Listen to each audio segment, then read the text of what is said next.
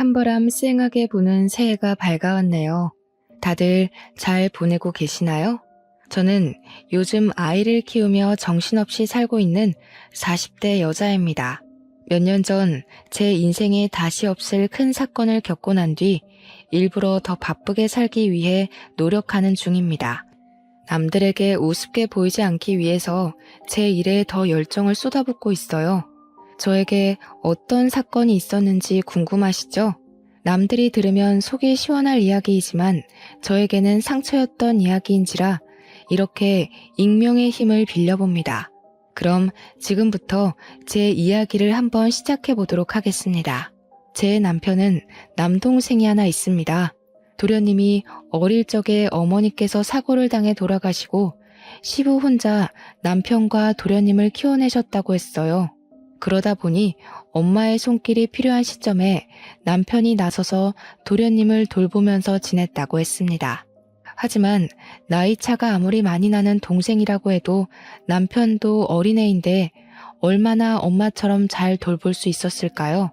남자 셋이서 살다 보니 가사도 엉망진창이고 세심하게 챙겨줄 사람이 없다 보니 도련님이 학창시절에 많이 엇나가고 그랬었다네요.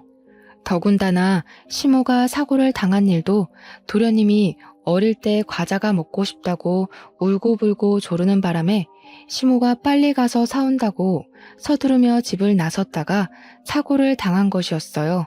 그래서 남편은 도련님한테 마음의 유감이 상당히 많았던 터라 아무리 챙긴다고 챙겨도 속 안에서 끓어오르는 거부감을 숨길 수 없었던 부분도 있었겠죠.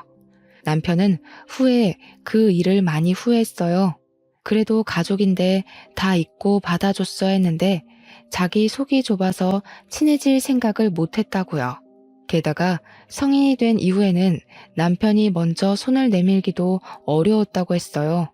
대학생인 도련님도 30이 넘은 남편에게 손을 내밀기란 쉽지 않은 결정이겠죠. 어머니의 죽음에 관한 부채감이 남아있었을 테니까요.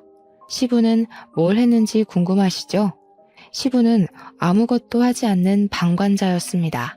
어쨌든 서로는 여기까지 하고 저와 남편의 나이가 32살이었을 때 결혼을 했어요.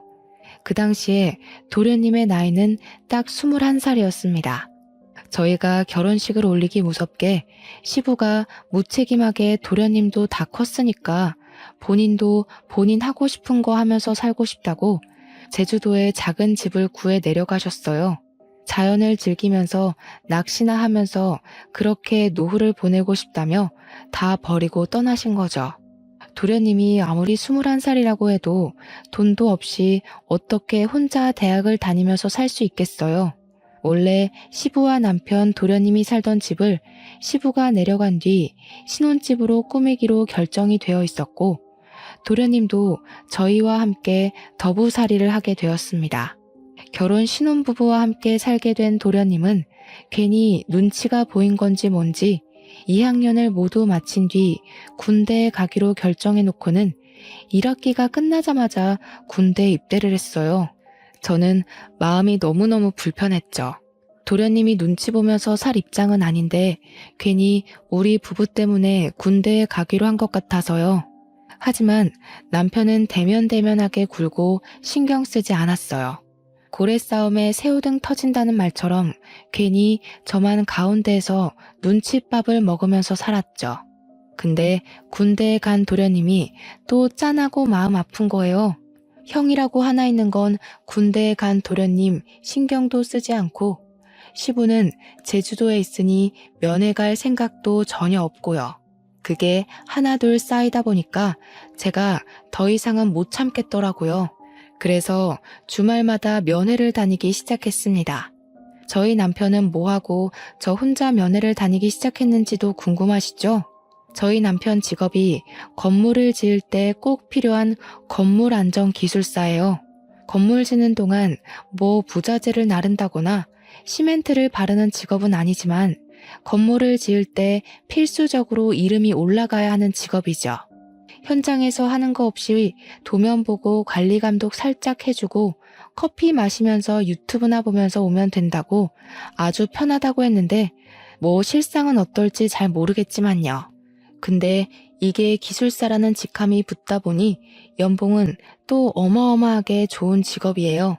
물론 시험이 그만큼 어렵고 경력도 꽉꽉 채워야만 해서 시험을 보는 사람은 많아도 합격이 어렵기도 하고요. 아무튼 남편이 주말에도 가끔 불려나가 현장을 확인해야 하기 때문에 주말에 제가 혼자 있는 시간이 꽤 되었어요. 그때 결심을 한 거죠. 도련님 면회라도 가서 내가 이 집안에 녹아들어야겠다 하는 생각을요. 도련님 부대가 경기도 이천 쪽이라 집에서 멀지도 않았고 요즘은 버스 타면 한 번에 가는 동네기도 하니까 일석이조다 싶었어요. 처음에 남편한테 주말에 도련님 면회를 가겠다고 이야기하니 거길 왜 가냐는 식으로 물어보더라고요. 그냥 도련님이랑 친해지고 싶다고 당신이 영 벽을 세우는 느낌이라 도련님이 집에서 편히 못 쉬는 것 같다고 했죠. 남편은 저한테 괜한 짓이라고 했지만 제가 꾸준히 설득을 하면서 이야기를 하니까 본인이 동생을 잘못 챙긴 부분이 있긴 있다고 인정을 했어요. 그러면서 도련님이 마음을 열게 되면 자기도 다가가기 좋을 것 같다고 하더라고요. 속으로는 남편이 먼저 노력하는 게 도련님 입장에서도 더 편할 텐데 했지만 남편이 또 나이 차이가 많이 나는 동생한테는 꼰대 같은 모습을 보이는 터라 제가 두 형제의 돈독한 사이를 만들어주기 위한 발판이 되기로 자처했습니다. 제가 처음에 면회를 가니까 도련님이 무척이나 당황해하면서 어쩔 줄 몰라 했어요. 11살이나 차이 나는 형수님이 면회를 왔는데 무슨 이야기를 해야 할지 뭘 해야 할지 막막해 보이더라고요. 저도 면회라는 걸 너무 오랜만에 가봐서 먹을 걸 막 바리바리 싸들고 왔는데 요즘은 그 앞에서 다 사먹고 한다더라고요. 처음 두세 번까지는 도련님이 저를 보고 너무 막막해하는 게 느껴져서 내가 괜히 왔나 싶긴 했는데 칼을 들었으면 무라도 썰어야 하지 않겠습니까? 어떻게든 나를 편하게 바라볼 수 있게 만들어야겠다는 일념으로 계속해서 찾아가서 했던 말 또 하고 했던 말 또 하고 반복을 했죠. 군대 생활은 어때요? 괴롭히는 사람은 없어요? 밥은 잘 나와요? 그런 질문들 있잖아요. 근데 도련님도 되게 군 생활이 외로웠나 봐요. 제가 자주 찾아가고 은근 말동무가 되어주니까 슬슬 자기 이야기도 하나씩 하고 군대에서 있었던 재밌는 일, 억울한 일 다 털어놓기 시작했어요.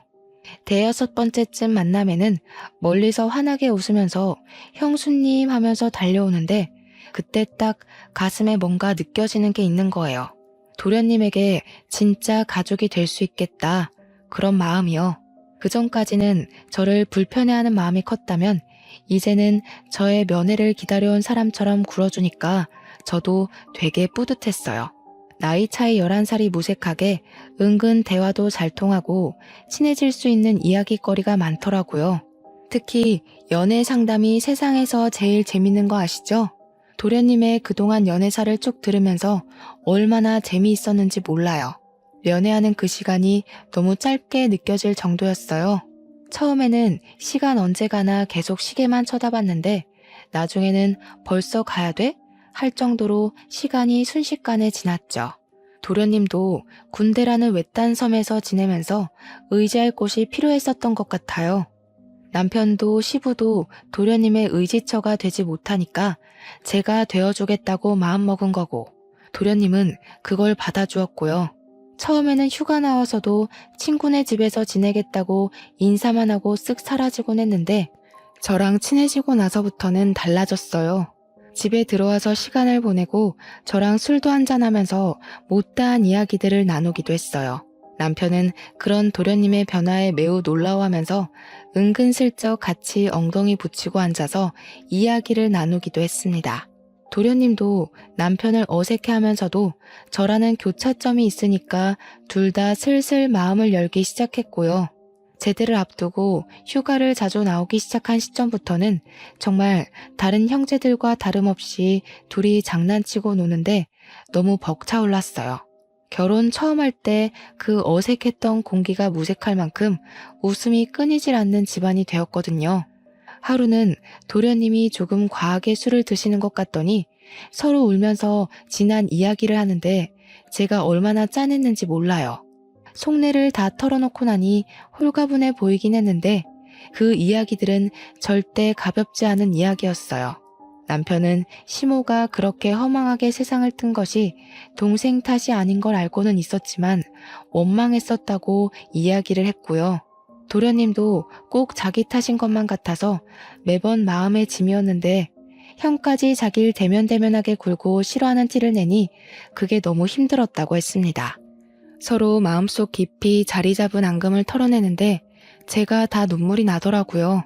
남편과 도련님도 울면서 서로 이야기를 하는데 결국 다 같이 울면서 새로운 화합을 다지게 되었습니다. 물론 다음날 술이 깨고 어색한 공기가 잠시 흐르긴 했지만 남편이 먼저 도련님을 꽉 안아주면서 서로를 이해하고 존중하는 사이로 발전되게 되었어요. 물론 남편은 그 발판에 제가 있음을 인정하고 저한테 참 많이 고마워했습니다. 그렇게 도련님이 군대에서 만기 전역을 했고 복학까지 하게 되었습니다. 알고 보니 우리 도련님이 학창시절에 노는 친구들이랑 어울린 것 치고는 공부를 꽤 잘했더라고요. 학업에 집중해야 할 시기에 아르바이트를 하면서 시간을 헛되게 쓰는 건 아닌 것 같다는 저의 말에 남편도 며칠을 고민하다가 도련님을 불렀어요. 남편의 연봉이 또래에 비해 무척 높기도 했고 동생을 생각하는 마음을 가지니 도련님의 대학 생활을 책임져 주고 싶은 마음이 들었던 거죠. 저는 물론 찬성했습니다. 도련님이 공부도 하면서 일도 하고 그러다가 두 마리 토끼를 다 놓치는 건 싫었거든요. 도련님은 남편의 그런 마음에 고마워하면서도 은근히 본인이 나중에 취직하면 다 갚아내기를 원했어요. 하지만 남편은 딱 잘라서 동생을 위해 이 정도 돈은 쓸 수 있다며 걱정하지 말고 학업에 집중하라고 이야기를 했습니다. 저도 웹디자이너로 일을 하고 있었기에 상대적으로 여유가 있었어요. 물론 어느 회사에 취직해서 고정적인 월급을 받으며 일하는 게 아니라 프리랜서로 일하면서 건당 얼마씩 가격을 책정받아 재택근무를 하는 처지라 매달 고정적인 수입이 있다기보단 들쑥날쑥한 처지긴 했어도 그래도 중소기업에 다니는 웹 디자이너들 가까이 돈을 벌었거든요. 집에서 도련님을 챙기면서 금전적으로 도움도 줄 수 있으니 가족들 사이는 점점 끈끈해졌죠. 그러다가 제가 드디어 임신을 하게 되었습니다. 제 임신 소식을 남편이 제일 먼저 알긴 했지만 남편보다 도련님이 훨씬 더 좋아하셨던 것 같아요. 눈물을 글썽거리면서 드디어 조카가 생긴다고 조카를 위해서 뭐든 다 해줄 수 있다며 저를 얼싸안고 기뻐했죠. 그 모습을 보던 남편이 누가 남편인지 헷갈린다며 헛웃음을 칠 정도였습니다. 저는 남편과 도련님의 극진한 대접을 받으면서 임신 기간을 보낼 수 있었습니다. 제가 남편이 살던 집에서 신혼집을 꾸미게 되면서 딱 한 가지 그동안 마음에 걸렸던 게 있었어요. 그게 바로 방의 크기였습니다. 시부가 쓰던 안방을 리모델링하면서 저희 부부가 쓰게 되었고 두 번째로 큰 방이 남편 방이었는데 그걸 남편이 서재로 이용하고 있었거든요. 도련님은 제일 작은 방을 사용하고 있었는데 그 방 크기가 좀 창고처럼 작은 크기였었어요. 아무래도 남자고 공부도 하는 학생인데 방 크기가 너무 작아서 고민이었거든요. 그동안은 군대에서 생활하느라 집에 붙어있을 시간이 별로 없어서 괜찮겠거니 했지만 이제 복학도 했고 집에서 보내는 시간이 많은데 방이 너무 작더라고요. 남편은 서재로 쓰던 본인의 방을 정리하고 아기 방으로 꾸미자고 했어요. 저는 남편에게 도련님이 졸업하고 취업 준비까지 하려면 제일 작은 방에서 생활하는 게 너무 불편할 것 같다고 운을 뗐습니다. 어차피 아기가 클 때까지는 안방에서 같이 자고 생활할 테니까 이참에 도련님 방을 바꿔주는 게 어떻겠냐고 했어요. 남편도 그 생각은 차마 못했었다며 저에게 바꿔주는 게 좋을 것 같다고 했고 허락이 떨어지자마자 도련님에게 방을 바꾸자고 했습니다. 그동안 티를 안 냈던 건지 큰 방으로 옮겨준다고 하니까 엄청 좋아하더라고요. 도련님 취미가 피규어를 모으고 도색하는 거였는데 드디어 장식장을 넣을 공간이 생겼다면서 좋아했어요. 아주 소소한 부분인데 기뻐해주니까 저와 남편도 덩달아 기분이 좋아지더군요. 그럴 때 보면 정말 어리구나 하는 게 느껴지던 우리 도련님이 글쎄 제가 임신했다고 조카 선물도 챙겨주고 싶다고 몰래 과외 알바를 한 거예요. 나름 서울에 있는 상위권 대학이라 그런지 아르바이트 자리가 꽤 있었다면서 몇 개월을 틈틈이 모아서 저에게 선물을 안겨준 거죠. 남편에게도 받아본 적 없는 작은 명품백이었어요. 저는 로고를 보고 너무 놀라서 이거 못 받는다고 환불해오라고 했지만 도련님은 강경하게 꼭 형수님이 들어줬으면 좋겠다고 했어요. 그러고는 아이 키울 때 필수품이라고 인터넷에서 검색해서 사왔다며 젖병 소독기랑 우리 아이가 입을 내복까지 준비했더라고요. 저한테 필수품 사줘서 고맙죠? 하면서 해실거리면서 웃는데 어디서 이런 복덩어리 도련님을 만난 건지 너무 고마웠습니다. 우리 남편도 차마 생각하지 못했던 부분이라면서 깜짝 놀라서 도련님한테 엄지척 해주더라고요. 우리 남편이 그런 센스를 좀 본받았으면 하는 부분에 도련님 보고 잘 따라하라고 저는 옆구리를 찔렀고요. 그 가방이 너무 예쁘고 소중해서 다를까봐 아까운 마음에 제대로 들고 다니지도 못했네요. 방 한가운데 걸어놓고 고사 지내듯이 내 소중한 명품백 하고 있으니 남편이 보다 못해서 막 들고 다니라고 가방을 하나 더 사줬어요. 우리 도련님 덕에 결혼한 지 몇 년 만에 남편한테서 명품백도 선물 받아본 거죠. 제가 임신 3개월쯤 접어들었을 때 남들처럼 입덧이 엄청나게 심하게 왔어요.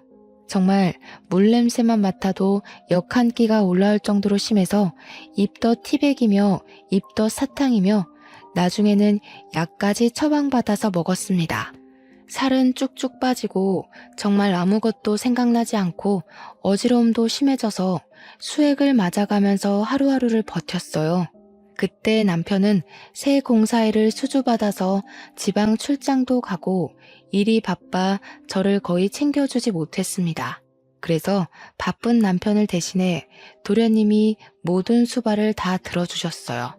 입덧이 살짝 가라앉아 먹고 싶은 게 생기면 도련님이 얼른 나가서 사다 주고 구하지 못할 음식들은 정말 인터넷으로 백방으로 알아봐서 어떻게든 구해다 주었어요.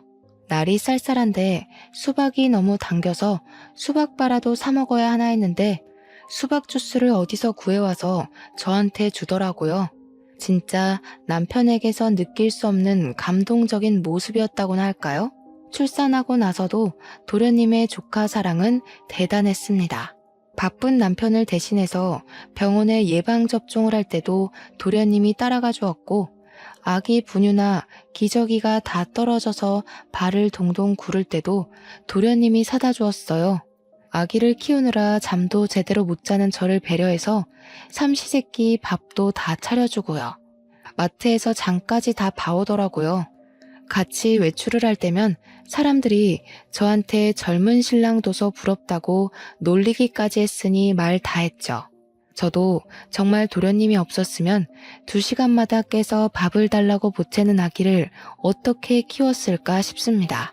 살림살이도 전부 도련님이 책임져준 덕분에 아기 젖병 한번 제가 소독해 본 적이 없었어요. 다행히 도련님의 기말고사가 끝나고 종강을 한 시점이라 24시간 붙어서 조카를 같이 봐주는데 너무 고마웠습니다. 그 나이대 남자가 육아에 대해 뭘 알겠어요. 혹여라도 조카한테 피해가 가면 안 된다고 제 육아 서적까지 빌려다가 보면서 공부를 하는데 진짜 도련님이 누구랑 결혼할지 너무 부러웠습니다. 도련님의 방학이 끝나고 나서는 시부가 간간히 올라와 아이를 봐주고 친정에서도 많이 도와주었어요. 100일이 지나고 나니까 아기가 잠도 더 오래 자고 보채는 것도 많이 줄어서 육아에 점점 능숙해졌죠. 그렇게 우리 도련님이 대학 공부를 마치고 졸업하는 시기가 왔습니다. 졸업식 날은 함께 보내야 되지 않겠냐며 시부가 서울에 올라오셨는데 얼굴이 많이 상하셨더라고요. 제주도 가서 자연과 함께 자유로운 생활을 즐긴다고 하셔놓고 왜 이렇게 얼굴이 상하셨냐고 물었더니 그저 씁쓸하게 웃으셨습니다. 저는 오랜만에 본 시부를 대접하고자 산의 진미 제주도에서 많이 드셨겠지만 서울산도 드셔보라며 진수성찬을 준비했어요. 도련님이고 남편이고 아이 키우느라 바쁜데 별걸 다 한다고 은근 타박하는 말을 하면서도 차려진 음식을 정신없이 먹더라고요. 근데 정작 우리 시부가 음식을 제대로 드시지 못하시는 겁니다. 그래서 왜 이렇게 못 드시냐고 속상하다고 했죠.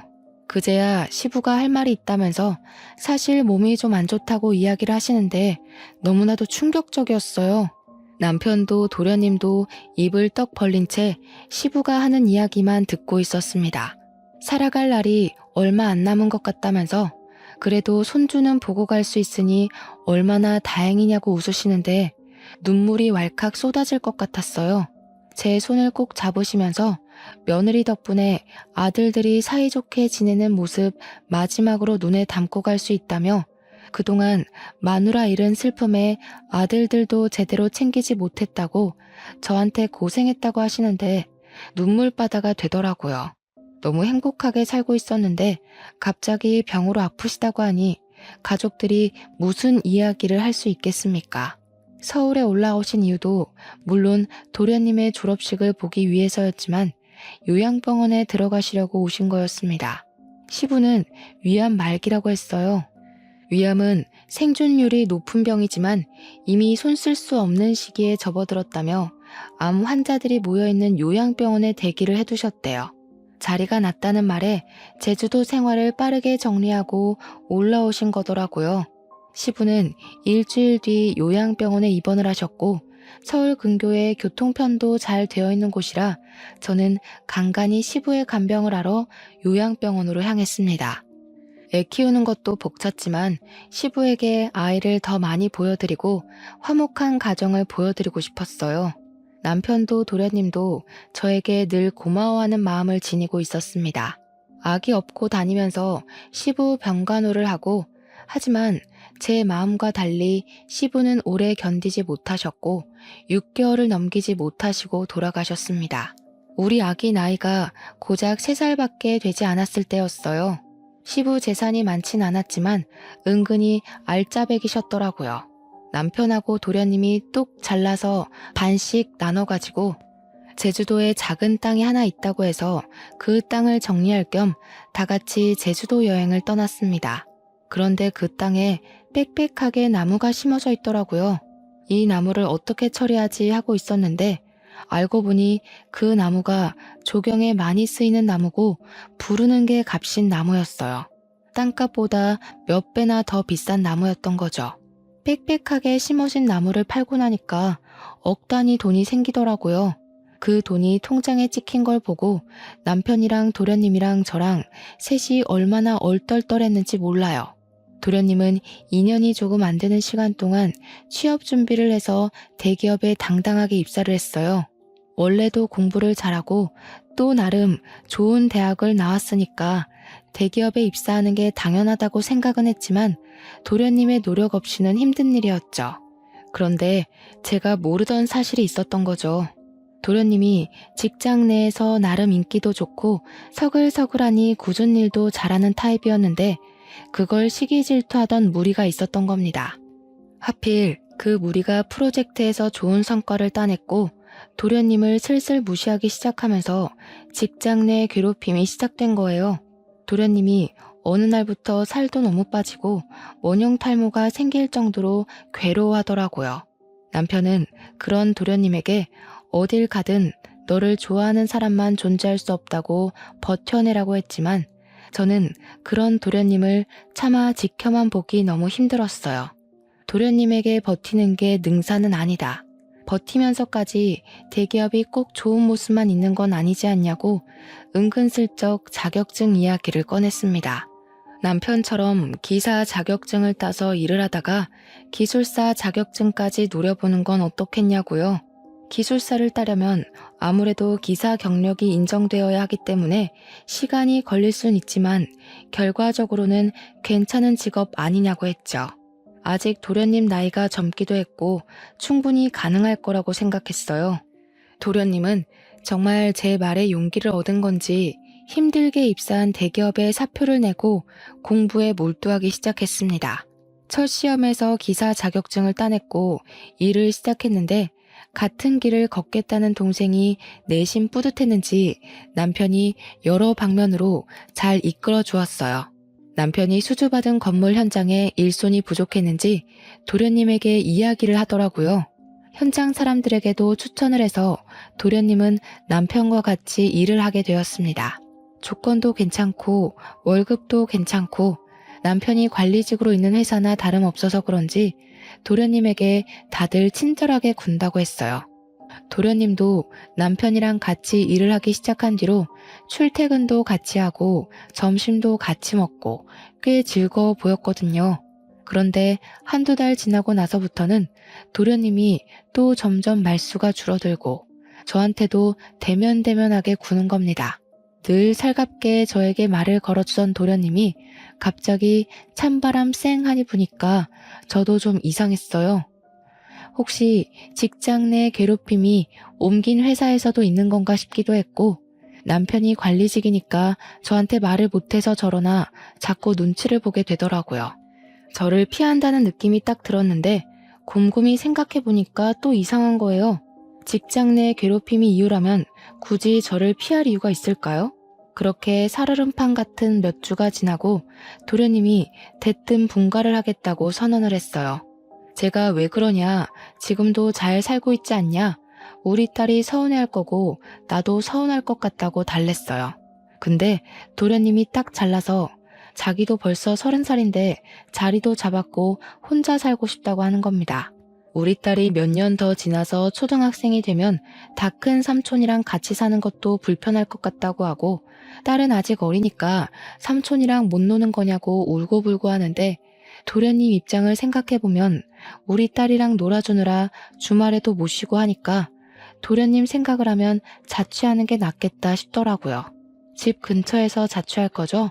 하고 물어보니까 이번에 대구에 있는 회사에 좋은 조건으로 취직을 하게 되었다면서 대구로 간다는 겁니다. 거기 가면 아는 사람도 없고 기술사 공부나 차근차근 해서 시험 준비도 하고 싶다고. 대구가 너무 멀다 싶었지만 KTX 타면 또 2시간 거리니까 알겠다고 할 수밖에 없었어요. 도련님은 서둘러서 자취 준비를 했고 저는 은근히 미심쩍었지만 보내줘야 했죠. 제가 엄마도 아니니까요. 그런데 도련님이 자취를 시작한 이후 저랑 연락이 잘 안 닿더라고요. 맨날 잤어요. 바빴어요. 공부했어요. 이러는데 막말로 제가 뭐라고 도련님한테 닥달을 할 수 있겠습니까? 그렇게 또 어영부영 몇 년이 흘렀습니다. 남편은 여전히 일이 바빠 시간 내기가 어렵고 도련님의 연락은 정말 가뭄에 콩나듯 생존 신고만 하는 정도로 왔어요. 어느 날 갑자기 남편이 대구에 출장을 가게 되었다면서 가는 김에 도련님 보고 주말에 올라오겠다고 하더군요. 그래서 저도 주말에 같이 대구에 갈까? 하니까 일 때문에 가는 거라고 딱 잘라서 오지 말라고 했어요. 서운했지만 나중에 따로 가겠다고 했죠. 주말이 되어서 오랜만에 도련님한테 전화를 했어요. 도련님이 반갑게 받아주길래 형 잘 만났어요? 맛있는 거 먹었어요? 하니까 네? 하고 대답을 하는데 느낌이 딱 쎄한 거예요. 우리 남편이 대구에 간 사실조차 모르는 그런 느낌이 났다고 할까요? 그래서 도련님, 우리 남편 안 만났어요? 도련님 본다고 대구 갔는데? 하니까 도련님이 무척 당황했어요. 아, 이러면서 대답을 못하는데 뒤통수 팍 맞은 느낌이 나더라고요. 도련님 뭐 알고 있는 거 있냐? 나한테 다 말해달라니까 자기는 아무것도 모른대요. 그냥 형이 대구 오는 것도 잘 몰랐다고 일이 바빴어야 하는데 누가 봐도 도련님이 변명하는 느낌이 들었습니다. 그래서 저는 남편이 바람이 났구나 하는 걸 직감적으로 느꼈어요. 그때부터 재택근무하고 있던 웹디자인 일도 눈에 들어오지 않고 아이가 밟히지도 않더라고요. 그래서 일단 남편이 집으로 돌아오고 뻗어서 자는 동안 남편의 휴대폰을 뒤지기 시작했습니다. 그런데 너무 깔끔하게 다 삭제가 되어 있더라고요. 문자며 카톡이며 SNS며 있는 게 하나도 없더라고요. 제일 수상한 게 뭔지 아세요? 카드사 결제 문자까지도 하나하나 다 지웠다는 겁니다. 그래서 저는 남편이 집에서 사용하는 컴퓨터에 공인인증서가 깔려있다는 걸 기억해냈어요.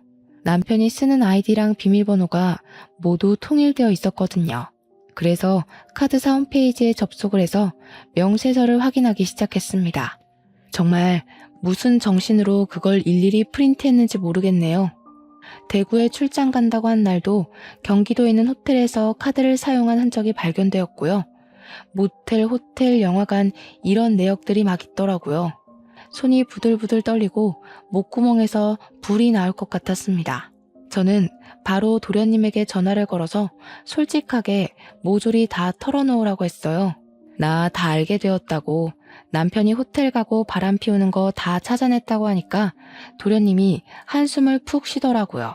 그제야 모든 걸 다 털어놓는데 남편이 정말 개자식이었습니다. 도련님이 남편이 소개해준 업체에서 일할 때 거기에 있던 경리랑 이상한 낌새가 있다는 걸 눈치를 챘대요. 혹시나 하고 남편을 떠보니까 둘이 바람난 게 맞았고 화도 내고 싸우기도 했다고 했습니다. 그랬더니 남편이 정리할 거라고 했다며 대신 자기가 동생에게 바람 피운 걸 들킨 게 수치스럽다고 집에서 나가라고 했답니다. 얼굴 볼 때마다 그 경리가 생각날 것 같다고, 그러면 형수한테도 죄지는 기분 아니겠냐, 가정에 충실할 수 있게 나가 살아달라고 했대요. 저한테 말은 못하고 티도 못 내고 전전긍긍하다가 결국 저를 피하게 됐고 집도 나가 살게 되었다고 했습니다. 아직 정리 못한 것 같다고 혹시 그 격리 사진 있냐고 하니 도련님이 이직할 때 쫑파티하면서 찍은 사진이 있다고 보내줬어요. 아주 어린 여자더라고요. 참나. 그러면서 도련님이 형이랑 이혼하실 거예요? 하고 물어보는데 바람났는데 어떻게 같이 살 수 있겠냐고 했어요. 그러니 차라리 잘 됐대요. 이혼하겠다고 형수가 마음먹었으니 자기도 마음 한결 가벼워졌다면서 바람 잡으러 같이 가자고 하더라고요. 그래서 저는 그때부터 작전을 짰어요. 은근슬쩍 남편한테 주말에 또 출장 가? 하면서 이번 주에는 내가 도련님한테 다녀올까 해 하고 집을 비울 거라고 언지를 줬죠. 그러니 남편이 신나서 저한테 대구 구경도 하고 포항도 가까우니까 바다 구경도 하고 오라고 이야기를 하더군요. 아기도 데려가서 오랜만에 삼촌이랑 만나게 해주라고 막 등 떠밀길래 알겠다고 했어요. 저한테 며칠 다녀올래? 하는데 너무 속 보이잖아요. 그냥 알겠다고만 하고 주말이 다가와 배웅하는 남편에게 웃어주고는 친정에 애를 맡겼습니다. 서울역으로 가서 도련님을 만났는데 도련님이 차를 렌트해 왔더라고요. 집 앞에 잘 안 보이게 주차를 해두고 그 여자가 들어가나 남편이 나오나 눈에 불을 켜고 보고 있는데 남편이 아주 번쩍번쩍하게 차려입고 머리에 무스까지 바르고는 나오더라고요. 남편의 차를 뒤쫓아가면서 틈틈이 사진도 찍고 동영상도 찍어서 증거를 남겨주었습니다. 도착한 곳은 영화관이었고 여자를 만나더라고요. 사진 속 그 경리가 맞았습니다. 도련님도 맞는다고 했고요. 영화관에서 나와 호텔에 가는 것만 제대로 동영상을 찍으면 되겠다 싶었는데 이 미친 것들이 우리 집으로 들어가지 뭡니까? 그런데 우리 집이 아파트가 아니라 옛날식 주택이라서 세탁실로 향하는 외부 계단이 따로 존재했어요. 혹시 몰라 열쇠를 늘 들고 다녔는데 그날 때마침 쓸 날이 온 거죠. 그쪽 가서 문을 살짝 열고 주방 쪽이랑 연결된 세탁실이라 몸을 숨기고 거실 소리를 듣고 있었습니다. 남편이랑 상간녀가 신나서 떠들고 있더라고요. 우리 진짜 호텔 안 가도 돼? 집에 있어도 돼? 나 너무 불안한데. 너 우리 집 와보고 싶어 했잖아. 마누라 대구 가서 오늘 안 들어올 거니까 너무 걱정하지 마라. 와이프 그 도련님이랑 바람난 거 아니야? 차라리 그랬으면 좋겠다. 이 집에 내가 들어와 살면 딱인데. 자기랑 나랑 너무 늦게 만났어. 제가 진짜 말도 안 되는 소리에 몸을 부들부들 떨면서 화를 참고 있는데 도련님이 완전 프로처럼 그 모든 걸 다 동영상으로 녹화를 하고 있더라고요. 든든한 마음에 저도 더 참아서 결정적인 증거를 잡아야겠다고 생각했습니다. 근데 자기 동생이 우리 불륜인 거 눈치챘다고 안 했어? 오늘 가서 말하면 어떡해? 그럴 일 없어. 걔 대구 간 게 우리 불륜 알게 돼서였잖아. 내가 너네 형수 가슴 아프게 하고 싶지 않으면 입 다물어라 그랬거든. 너랑 정리할 거니까 시간도 좀 줘라. 대구 가서 살아라 하니까 군소리 없이 가더라. 병신. 근데 왜 그렇게 자기 말을 잘 듣는 거야? 뭐 죄진 거 있어? 내 동생이 우리 엄마 잡아먹었거든. 엄마 죽고 그 부채감이 남아있겠지 뭐. 이미 예전 일이라 신경도 안 쓰는데 혼자 눈치 보는 게 좀 편하게 이용해 먹기 쉬워서 내버려 뒀지. 거기다가 지 형수한테는 또 끔찍하게 잘해요. 그 말에 도련님 얼굴이 시퍼렇게 질리면서 정말 부들부들 하는데 바람난 남편은 제 남편인데 상처는 도련님이 다 받는 느낌이었습니다. 우리 도련님 불쌍해서 눈물 날 것 같고 제가 결국엔 못 참고 뛰쳐나갔습니다. 야, 이 망할 것들아. 제가 소리를 지르면서 달려가자 남편이랑 상간녀랑 둘 다 으악하면서 귀신 본 것처럼 놀래는데 도련님이 뒤따라 나오면서 동영상을 계속 찍고 있었어요. 남편은 놀래서 이게 다 무슨 짓이냐고 오히려 소리를 치는데 제가 콧방귀를 끼면서 말했죠. 무슨 짓은 너네들이 하고 있는 거 아니니? 이 후레자식이야. 어디 이딴 추잡한 짓은 다 하면서 애먼 사람 마음을 들먹여서 협박을 해. 그러면서 제가 다 쳐죽일 년놈들이라고 소리를 지르며 잡히는 대로 물건을 막 집어던지기 시작했습니다. 남편은 그 와중에 저한테 진정하라는 둥 말도 안 되는 소리를 짓거리고 있고 상간녀는 슬금슬금 눈치 보면서 현관문 쪽으로 가더군요. 시부가 남겨준 집에서 가족 사진이 저기 떡하니 걸려있는데도 바람이 피고 싶은 건지 아니면 바람을 피우고 있기 때문에 눈에 보이는 게 없는 건지 정말 저는 남편에게 이 집에서 전현이랑 뭘 하려고 했냐고 막 추궁했어요. 남편이랑 상간녀 둘 다 아무 말도 못하고 뻘뻘 땀만 흘리고 있더라고요. 정신 나간 것들. 다 죽어서 지옥에나 떨어지라고 저주를 막 퍼붓고 실성한 사람처럼 고래고래 소리를 질러댔죠. 그러니 도련님이 저를 딱 붙잡더라고요. 형수님, 증거 다 모았어요. 걱정 마시고 너무 화내지 마세요. 제가 진짜 우리 도련님 없었으면 어쩔 뻔했어요. 하나뿐인 형이라고는 저 모양 저 꼴로 살고 있고 남편은 동생의 죄책감 교묘하게 이용해서 바람을 피우는 게 말입니까 정말? 현관문 앞에 서서 눈치만 보고 있던 상간녀는 제가 당장 꺼지라고 집 나가라고 소리를 치자마자 불이 나게 도망을 쳤습니다. 남편도 뒤따라서 나가려고 하는데 도련님이 목덜미를 콱 잡더라고요. 아니, 형 집은 여긴데 형이 가긴 어딜 가? 그러자 남편이 막 제 눈치를 보고 도련님 눈치를 보고 아무 말도 못하고 하는데 도련님이 카메라를 남편에게 쓱 들이밀었어요. 이때다 싶어서 제가 이혼 합의하자고 동생 남길 거니까 카메라에 대고 대답하라고 윽박을 질렀습니다. 위기를 어떻게든 모면하고자 한 남편은 제가 시키는 대로 따라했습니다. 양육비는 매달 200만 원씩 주겠습니다. 이 집 팔아서 반반 나누겠습니다. 팔지 않을 시 시세의 반을 주겠습니다. 상간녀랑 정리하기 전까지는 이혼을 해도 면접 교섭권 자격이 없다는 걸 인지하겠습니다. 남편에겐 매우 불리한 내용이긴 하지만 사회적 지위라는 게 있는 남편은 제 말을 고지고대로 따라해 주었죠. 저는 다음날 도련님과 함께 이혼 전문 변호사를 찾아갔습니다. 도련님이 똑부러지게 동영상의 남편의 육성으로 이름, 나이, 주소, 주민번호 이런 것들을 다 말하게 시킨 덕분에 법적 효력을 인정받았습니다. 동영상 증거가 이혼에 아주 유리하게 작용했고 재산 분할 소송도 당연히 걸었습니다. 변호사가 이혼 전문 변호사라더니 정말 똑부러지게 일을 잘하더라고요. 상간녀 소송까지 걸어서 합의금 두둑하게 받자고 하시길래 변호사님 믿고 소송을 걸었습니다. 상간녀 소송에서 승소하고 합의금 3천만 원을 챙긴 저는 이대로 끝낼 수 없다는 오기가 생겼어요. 그래서 상간녀 동네에 플랜카드 현수막을 만들어 걸었습니다. CC동 유명 상간녀 김모 씨 딸, 평생 수치심에 찌들어 살아라 하면서 아파트 입구에다가 걸어놓았고요.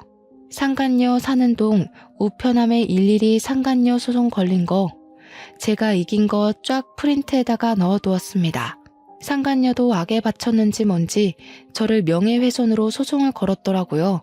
그래서 저는 모든 걸 인정하고 반성한다는 거짓말로 벌금형으로 마무리했습니다. 벌금 100만 원에 속에 사이다 콸콸 쏟아부었으면 남는 장사 아닌가요? 남편과 이혼 소송은 집 반값을 통장으로 받고 위자료도 나무 팔았던 돈을 가지는 걸로 끝냈습니다. 남편이 그 돈 한 푼도 안 쓰고 내버려뒀더라고요. 시부가 주는 돈이다 생각하고 제가 챙기게 된 거죠. 양육비는 아쉽게도 200만 원까지는 받을 수 없었지만 120만 원에 합의를 하게 되었습니다. 당연하게도 남편과 도련님은 절연을 하게 되었어요. 남편이 추후에 어떻게 저를 도와 그런 발칙한 짓을 할 수 있냐며 도련님한테 욕을 엄청나게 했대요.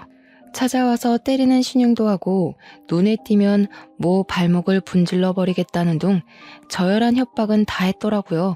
물론 도련님은 그 모든 통화 녹음본을 들고 경찰을 찾아가 접근 금지 신청도 냈고요. 결국 대구 생활도 청산하고 우리 친정집 근처로 이사를 오게 되었습니다. 저와 남편과 살던 집에서 모든 짐을 정리하고 친정에 들어와 살게 되었거든요. 이혼하고 돌아간 게 너무나도 면목 없고 죄송스럽지만 육아를 도와줄 수 있는 손길이 필요하긴 해서 어쩔 수 없이 결정했습니다. 도련님은 친정 근처에 자리를 잡은 뒤 저에게 꾸준히 요청을 했어요. 저희 딸 공부하는 거 도련님이 지원해주고 싶다고 말이죠. 받은 유산도 있고 하니 살림살이 넉넉하다고 하는 겁니다. 본인 대학 등록금부터 취업 활동할 때까지 용돈도 주고 일일이 챙겨준 게 다 형수가 한 거 아니냐면서 은혜 갚고 싶다고 말하길래 그러지 말고 앞으로는 비밀 없이 힘든 거 있으면 다 말해달라고 했어요. 가끔 조카 용돈도 주고 저 맛있는 것도 사주고 그래주면 고맙겠다고. 애 양육은 제가 해야 하는 게 맞고 전 남편이 해야 하는 거라고 이야기했죠. 전 남편과 절연까지 한 마당에 의지할 곳은 저뿐이라며 앞으로도 잘 지내자고 너스레를 떨었습니다. 정말 가족처럼 아직까지도 잘 지내고 있는 중이고요. 전 남편은 결국 상간녀 소송 걸려서 집안 망신 시킨 거부터 시작해서 돈 물어주고 양육비 매달 줘야 하는 거 등등 상간녀랑 피 터지게 싸우고 헤어졌다고 하더라고요. 세기의 사랑인 척하더니 얼마 못 가 파국을 맞았다는 소식에 얼마나 고소했는지 모릅니다. 우리 친정에서도 도련님을 아들처럼 생각해 주시기로 했어요. 이제는 누나 동생 하는 사이로 지내며 지난주에도 집에서 밥 먹고 갔네요. 좋은 여자 만나서 장가갈 때까지 제가 옆에서 가족처럼 의지처가 되어주려고 합니다. 도련님 덕분에 저도 앞뒤가 다른 인간이랑 이혼하고 새 출발할 수 있게 되어 너무나도 기쁩니다. 앞으로도 의좋은 사이로 잘 지내보겠습니다. 사연 들어주신 여러분 감사합니다.